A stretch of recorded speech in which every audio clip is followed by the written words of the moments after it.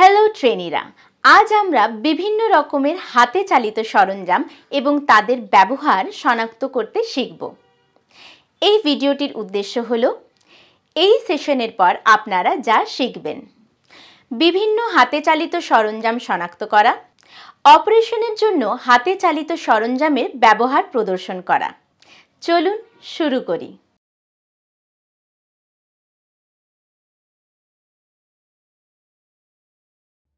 একে হ্যান্ড স বা করাত বলা হয়।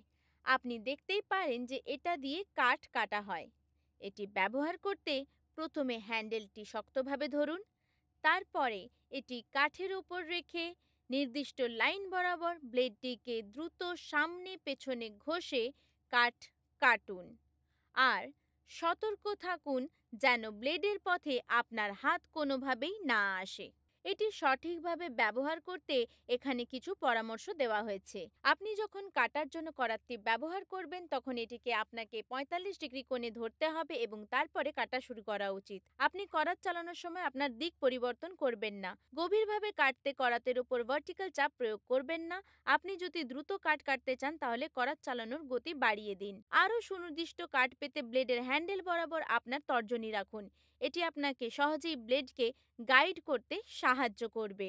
আর কাটার জন্য ব্লেডের সম্পূর্ণ দৈর্ঘ্য বরাবর করুন। তার জন্য আপনাকে ব্লেডটি এমনভাবে নাড়াতে হবে যাতে ব্লেডের ওপরের অংশ এবং নিচের অংশটিও কাঠকে স্পর্শ করে। এই টুল সম্পর্কে জানা হয়ে গেল।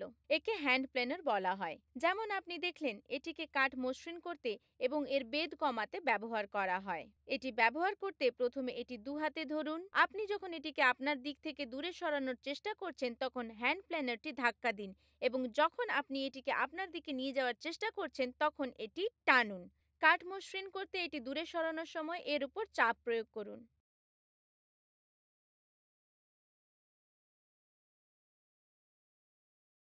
এটি সঠিকভাবে ব্যবহার করার জন্য এখানে কিছু পরামর্শ দেওয়া হলো।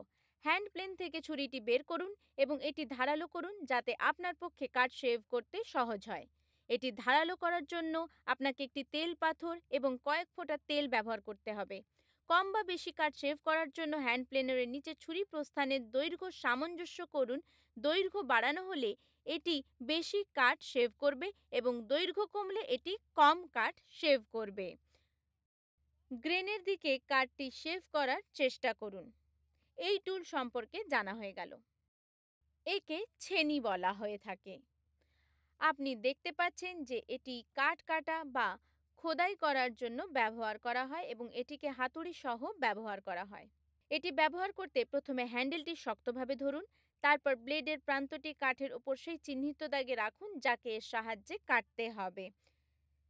তারপর কাঠটি কাটার জন্য হাতুড়ি দিয়ে ছেনিতে আঘাত করুন।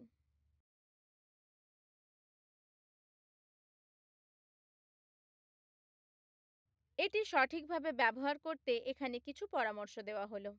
খোদাই করার সময় নিচের প্রান্তের কাছে ছেনিটি ধরুন। এটি আরও ভালো সমন্বয় করা সহজ করে তুলবে। তবে এমনটি করার সময় সতর্ক থাকুন। ছেনি ও হাতের মধ্যে কাঠ থাকুক বা না থাকুক, কখনোই ছেনির পথে হাত রাখবেন না। কখনো এমনও হতে পারে যে ছেনি হঠাৎ কাঠের মধ্যে ঢুকে গিয়ে আপনার হাতে আঘাত করে দিতে পারে। এটিকে ফাইল বলা হয়। আপনি দেখতে পাচ্ছেন এটি ব্লেডের নির্দিষ্ট অংশে ঘষে বিভিন্ন ব্লেডকে ধারালো করতে ব্যবহার করা হয়।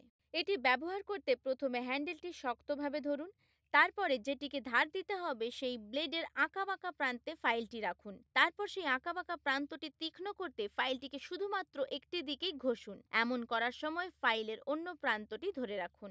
এটি সঠিকভাবে ব্যবহার করার জন্য কিছু পরামর্শ দেওয়া হলো। করাত ধার দেওয়ার সময় আপনি প্রতিটি দাঁতালো প্রান্তটি কতবার তীক্ষ্ণ করছেন সেটি গুনুন এবং অপর প্রান্তটি তীক্ষ্ণ করার সময়ও একই সংখ্যা গণনা করে ঘষুন। এছাড়াও প্রতিদিকে একটি দাঁত ছেড়ে পরের দাঁতটিকে তীক্ষ্ণ করুন। তারপরে অন্য পাশে দাঁতালো প্রান্তের দ্বিতীয় সেটটি একইভাবে তীক্ষ্ণ করুন। একে তেল পাথর বা অয়েল স্টোন বলা হয়। আপনি দেখতে পাচ্ছেন এটি বিভিন্ন ব্লেড তীক্ষ্ণ করার জন্য ব্যবহার করা হয়।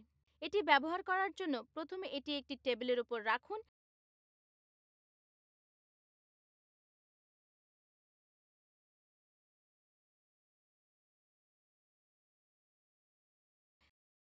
যেখানে এটি দৃঢ়ভাবে টিকে থাকতে পারে। অয়েল স্টোনে তেল লাগান, যা ব্লেড তীক্ষ্ণ করার জন্য একটি লুব্রিকেন্ট হিসেবে কাজ করবে। তারপর ধারালো করার জন্য ব্লেডটি তেল পাথরের ওপর রাখা হয় এবং একটি নির্দিষ্ট দিশাতে ঘোরানো বা নাড়ানো হয় যাতে এটি তীক্ষ্ণ করা যায়। এটি বেশ কয়েকবার করা হয় আর তারপর ব্লেডটি উল্টানো হয় এবং একই প্রক্রিয়া বারবার করা হয়। এখন আমাদের এই দুটি পদ্ধতির মধ্যে শুধু একটি মাত্র অনুসরণ করতে হবে। এটি সঠিকভাবে ব্যবহার করার জন্য এখানে কিছু দরকারি পরামর্শ দেওয়া হলো। ব্লেড তীক্ষ্ণ করতে এটি ব্যবহার করার সময় অতিরিক্ত তেল যোগ করুন। এটি নিশ্চিত করবে যে তেল পাথর সঠিকভাবে লুব্রিকেটেড। একে টেনন করাত বলা হয়।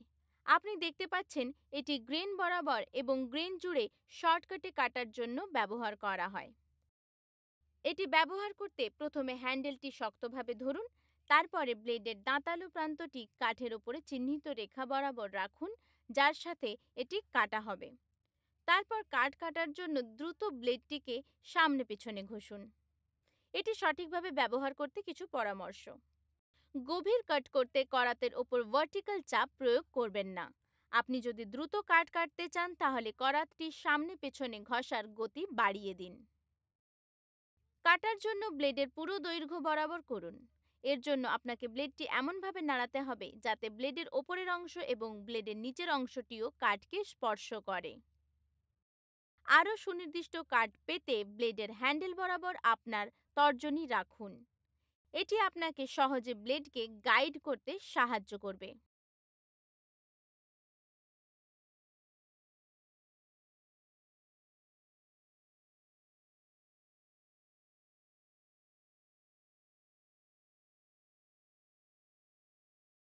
রিক্যাপ। আমরা হাতে চালিত কিছু সরঞ্জাম দেখেছি। আমরা হ্যান্ড স নামের একটি টুল ব্যবহার করি যা কাঠ কাটতে ব্যবহৃত হয়। আমরা হ্যান্ড প্ল্যানার নামক একটি টুল ব্যবহার করি যা কাঠ শেভ করতে এবং এর পুরুত্ব কমাতে ব্যবহৃত হয়। আমরা ফাইল নামের একটি টুল ব্যবহার করি যা বিভিন্ন ব্লেডকে তীক্ষ্ণ করতে ব্যবহৃত হয়। আমরা চিজেল স নামের একটি টুল ব্যবহার করি যা কাঠ কাটতে বা খোদাই করতে ব্যবহৃত হয়। আমরা অয়েল স্টোন নামে একটি টুল ব্যবহার করি যা ব্লেড ধারালো করতে ব্যবহৃত হয়। আমরা টেনন করাত নামে একটি টুল ব্যবহার করি যা কাঠ কাটতে ব্যবহৃত হয়। আশা করি আপনারা এই সেশনে শেখানো সমস্ত কিছু বুঝতে পেরেছেন। অন্য ভিডিওতে দেখা হবে। ততক্ষণ পর্যন্ত আপনাদের জানাই ধন্যবাদ এবং বিদায়।